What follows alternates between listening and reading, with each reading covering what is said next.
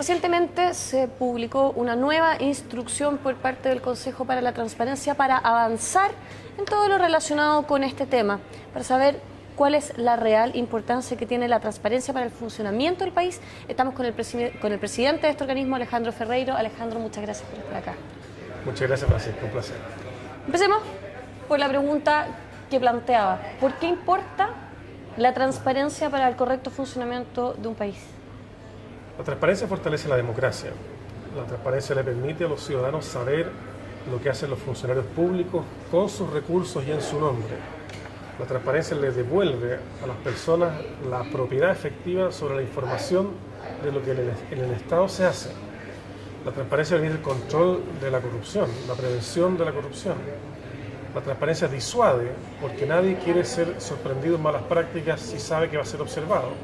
Pero también motiva las mejores conductas porque a la gente que va a ser observada le gusta verse bien. En consecuencia, la transparencia tiene un conjunto de virtudes y hoy día, cuando hay un debate acerca de la legitimidad de la acción pública, cuando hay desconfianza respecto a los funcionarios públicos y las instituciones parecen sufrir de un cierto descrédito, el que la gente sepa lo que se hace en el Estado ayuda a evitar el rumor, que es un mal consejero de la opinión pública, y a generar información a cambio de rumores. Eso es bueno. Y en ese sentido, ¿cómo evalúa el complejo recambio de consejeros que hubo, que incluso en algún momento fue calificado de no tan transparente cuando era sobre el Consejo de la Transparencia? Pudo ser mejor, debió ser mejor. Yo creo que hay moralejas que aprender de este proceso.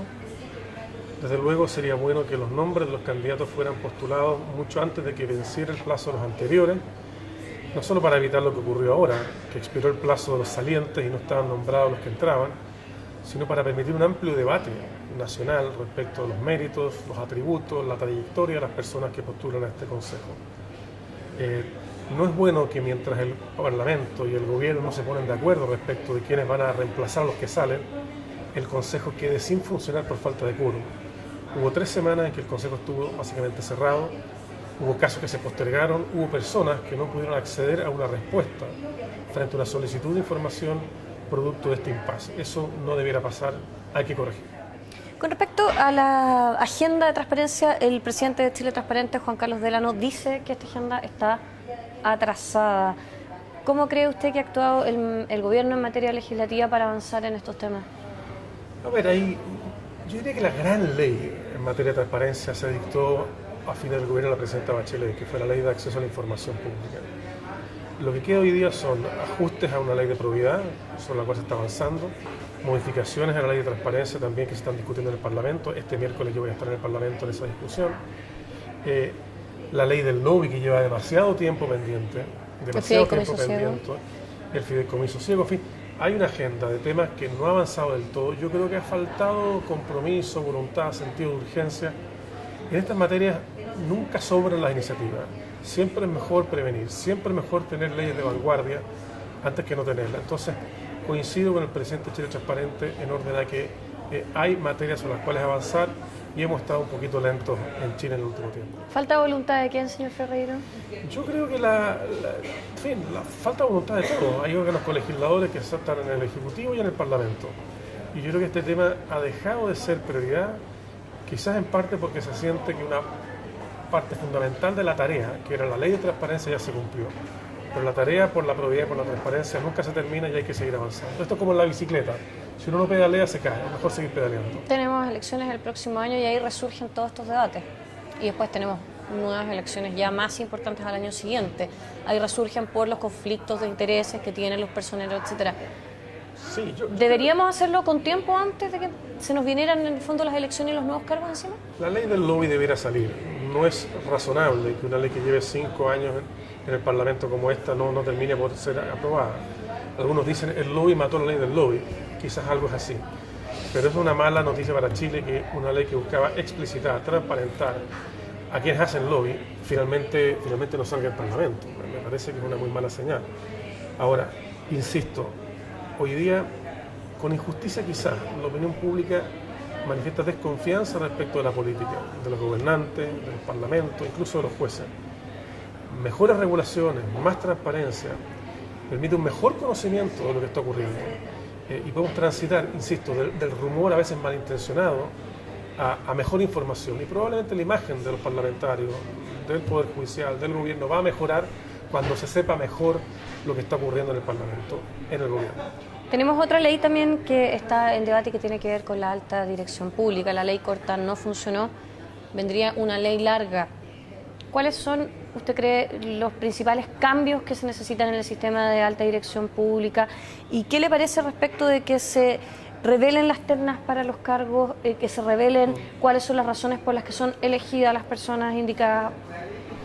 Bueno, aquí hay dos preguntas en una. Lo primero es que me parece que la ley se revise, que se refuerce la aplicación del sistema de alta dirección pública, y me parece una buena noticia. Yo creo que la alta dirección pública debiera estar en el campo municipal, debiera estar en el campo de los gobiernos regionales, debiera bajar en algunos servicios a niveles algo inferiores a los que hoy día se aplica. Creo que es una buena noticia, es una buena práctica que al Estado se ingrese por mérito y no tanto por vinculaciones políticas o confianzas personales con las autoridades. Dicho eso, es conocido que con el sistema de alta dirección pública hemos tenido diferencias respecto a los niveles de transparencia que deben tener los procesos de selección. La ley hoy día dice que el procedimiento es básicamente reservado. Nosotros hemos entendido, sin embargo, que hay ciertos elementos del procedimiento que una vez que este termina deben ser revelados al público.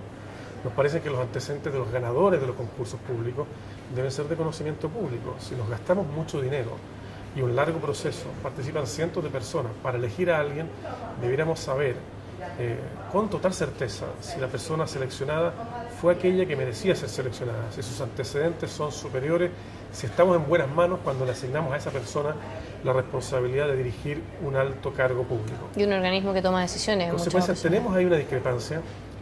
Las Cortes han tenido que resolver este punto. La alta dirección pública entiende que el proceso requiere de reserva.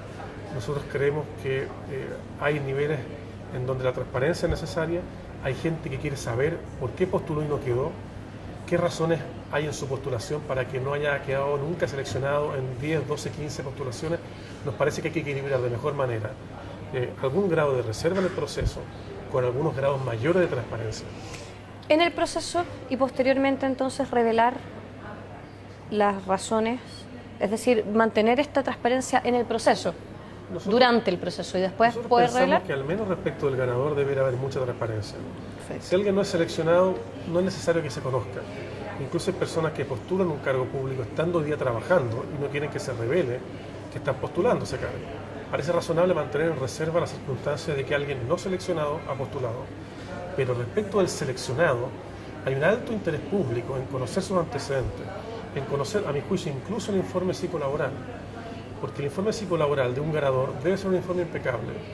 Si es un informe con algún problema, probablemente no va a ser cómodo, confortable para él que se revele. Pero si una persona con un problema psicolaboral gana un concurso público, la pregunta que nos tenemos que hacer es si el sistema ha funcionado bien en la selección. Alejandro, estas últimas semanas hemos estado con una verdadera explosión de casos de colusión, de investigaciones de colusión, para ser más preciso. ¿Usted cree que el sistema privado está un poco al debe en la transparencia respecto del sistema público que ha estado trabajando en aumentarla? Dividamos. Yo creo que hay una fiscalía que está haciendo su tarea, está utilizando herramientas de investigación que fueron reforzadas con reformas legales aprobadas en el año 2008. Y por tanto hay una institución que tiene atribuciones fuertes, hay un tribunal de defensa de la libre competencia que tendrá que resolver si estos requerimientos o estas investigaciones tienen mérito, y por tanto lo correcto es esperar confiado en el funcionamiento de instituciones que hoy día son fuertes y que son más fuertes que antes producto de reformas recientes. En segundo lugar, niveles de transparencia en el sector privado en términos generales. Yo creo que el interés público hoy día supera el ámbito de lo estatal. Hoy día, por diversas razones de conveniencia o ideológica o histórica, en Chile elementos importantes de las prestaciones de servicios públicos son brindadas por empresas privadas. Hoy día ya no es solo el Estado el que gestiona asuntos de interés público. Y la pregunta que tenemos que hacernos es si la transparencia es consecuencia de pertenecer al Estado o la transparencia debe ser consecuencia de la función que se ejerce. Si nos hacemos esta pregunta y nos respondemos de la segunda manera, probablemente vamos a pensar que es necesaria más transparencia en algunas empresas, ISAPRES, AFP, mutuales, etcétera, que están desempeñando una función pública, aun cuando sean de naturaleza privada su gestión. Sobre todo aquellas, por ejemplo, usted mismo lo mencionó, en el caso de las ISAPRE y más específicamente de las AFP, en las que uno por ley en el fondo tiene que depositarles parte de su sueldo. Hay una fiscalización fuerte. Algunas de estas empresas reportan su información financiera a la Superintendencia de Valores y Seguros, pero la transparencia es una transparencia de cara al regulador, de cara incluso al regulador de valores, cuando son empresas que transan sus títulos en la bolsa, pero falta, creo yo, algún grado de transparencia mayor de cara al ciudadano, que es el usuario de esos servicios. Y ahí yo creo que hay un espacio para avanzar. Cuando uno compara el estándar de transparencia de empresas privadas, pero que desarrollan actividades de interés público en otras partes del mundo, uno se da cuenta que allí la transparencia es mucho mayor. Ahora, no tiene todo por qué ser a través de la ley. Hay empresas privadas que debieran, creo yo, asumir en el ángulo de la responsabilidad social empresarial de modo espontáneo, proactivo, mayores niveles de transparencia respecto a su gestión de cara a la ciudadanía. Y por ejemplo, cuando estamos hablando en materia, no voy a nombrar el caso específico, pero en materia de crédito, que ahí también están los intereses de las personas y no es una función pública otorgar un crédito, pero también se juega un poco la confianza de la... Ahí lo que ha habido es una regulación reciente en Chile a propósito de la ley del CERNAC financiero, que establece la obligación de que quienes provean crédito y servicios financieros lo hagan de un modo mucho más transparente que antes. Claro. Esto es un debate no solamente chileno. Después de la crisis del 2008-2009, todo el mundo ha repensado la manera en cómo se debe brindar información para que el consumidor, que a veces no es todo lo sofisticado que debiera ser, logre comprender la esencia del producto financiero que contrata. En esto hemos avanzado, esto es un debate mundial. Y yo creo que todavía queda mucho. Programas como este, medios de comunicación como este, ayudan a incrementar la cultura financiera y eso es bueno para que la relación entre el que provee el servicio y quien utiliza el servicio sea más simétrica, sea más equilibrada. Volviendo al sector público, uno de los casos emblemáticos que manejan ustedes tiene que ver con unos correos electrónicos que emanaron del gobierno donde se preguntaba hasta dónde es información pública proviniendo de servidores públicos, valga la redundancia, porque pertenecen al gobierno. Y tenemos otro caso emblemático que tiene que ver con la Fundación Íntegra, que es liderada por la primera dama actualmente, que recibió recursos para la reconstrucción de jardines infantiles post-terremoto. ¿En qué va el análisis de esos casos, Alejandro? Bueno, desde luego para nosotros todos los casos son igualmente emblemáticos. Todos los casos, todos los ciudadanos son tratados de igual manera en el Consejo para la Transparencia. No hay casos más importantes que otros, pero te respondo a los dos que tú me preguntas. En el caso de los correos electrónicos, nosotros estamos en condiciones de fallar ese caso. Es probable que solicitemos alguna audiencia pública en un caso particular. Correos electrónicos nuevos, porque hay casos ya sobre correos electrónicos que hemos fallado históricamente, pero este nuevo consejo con la nueva integración aún no resuelve casos de correo electrónicos pedidos de algunas autoridades. Mi percepción, no es compartida por todo el consejo, es que un correo electrónico enviado por un funcionario público sobre una materia pública a partir de un correo electrónico de un servidor público que termina .gov.cl es claramente público, un instrumento público, es un medio de comunicación pública. Además, hoy día en el mundo la gestión de gobierno se hace cada vez más a través de vías electrónicas, las comunicaciones cada vez más a través de correo electrónico. El correo electrónico ya no es tanto el reemplazo del teléfono, sino el reemplazo del oficio y de la carta. Por tanto, si llegásemos a entender que un correo electrónico es por definición, por ser un correo privado, aun cuando sea sobre materias públicas, de funcionarios públicos, .gov.cl, lo cierto es que vamos a generar un bolsón de opacidad, de falta de transparencia del sector público muy peligroso. Por eso mi tesis es que no hay que atender al continente, al correo, sino al contenido, a lo que dice ese correo para evaluar si es público o reservado. Finalmente... Y en el caso de la Fundación Íntegra, perdóname, sí, nosotros fallamos que correspondía entregar la información. Entiendo que la Fundación Íntegra llevó este caso a la Corte de Apelaciones. Están discutiendo la aplicación de la ley a una fundación. Nosotros entendemos que si bien esta es una fundación que formalmente es de derecho privado, cumple una función pública, se financia con recursos públicos, es presidida por personas vinculadas a autoridades públicas y por tanto difícilmente uno puede entender que esta es una fundación de la órbita privada. Respecto de ella, hay funciones públicas, hay un interés público y a nuestro juicio se aplica plenamente la ley de transparencia. La ley de transparencia. Finalmente tenemos la educación, que ha sido un tema que ha tenido una gran importancia en la agenda noticiosa de nuestro país, sobre todo durante este año. ¿Cómo ha avanzado la entrega de información de las universidades públicas, que ha sido bastante bullada? Y también me gustaría preguntarle qué pasó en el caso de la Universidad Pedro de Valdivia, que solicitó información respecto de por qué no había recibido la acreditación correspondiente. Son casos distintos, ¿no? Sí. El primero es respecto a las obligaciones de transparencia activa.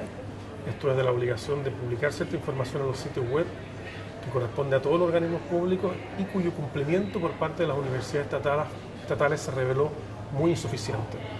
Nosotros fiscalizamos, difundimos los resultados de esa fiscalización y nos encontramos con niveles de cumplimiento cercanos al 20%, circunstancias que los órganos del Estado, ministerios, servicios, están sobre el 90%. Y aquí ha habido diversas historias, en algunos casos desidia, en fin, falta de preocupación, en otros casos, como el de la Universidad de Chile durante mucho tiempo, reticencia a cumplir la ley por entender que a ella no se les aplicaba. Finalmente ellos llevaron esta discusión a las Cortes, al Tribunal Constitucional, y se acaban de desistir, no quisieron insistir en un recurso de queja que no tenía destino en la Corte Suprema, de modo tal que hoy día es claro que la Universidad de Chile debe cumplir la ley y esperamos que en el plazo de 45 días que tienen para publicar la información de transparencia activa lo hagan. Esto va a ser en enero. En enero vamos a volver a revisar los sitios web de las universidades estatales. Esperamos que el nivel de cumplimiento sea óptimo y en caso contrario nosotros vamos a pedirle a la Contraloría que instruya a los sumarios correspondientes porque ya ha pasado demasiado tiempo desde que la ley está vigente y no es aceptable que se siga incumpliendo.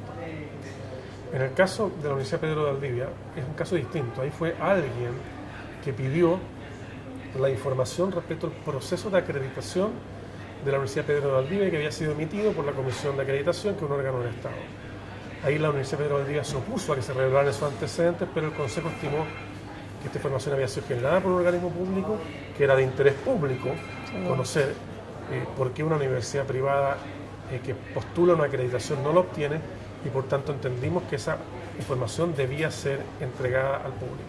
En consecuencia, nosotros no es que estemos en contra de las universidades estatales como algunos han querido insinuar, porque en este caso fallamos, si tú quieres, en contra de la universidad privada. Estamos a favor de la transparencia, le duela a quien le duela.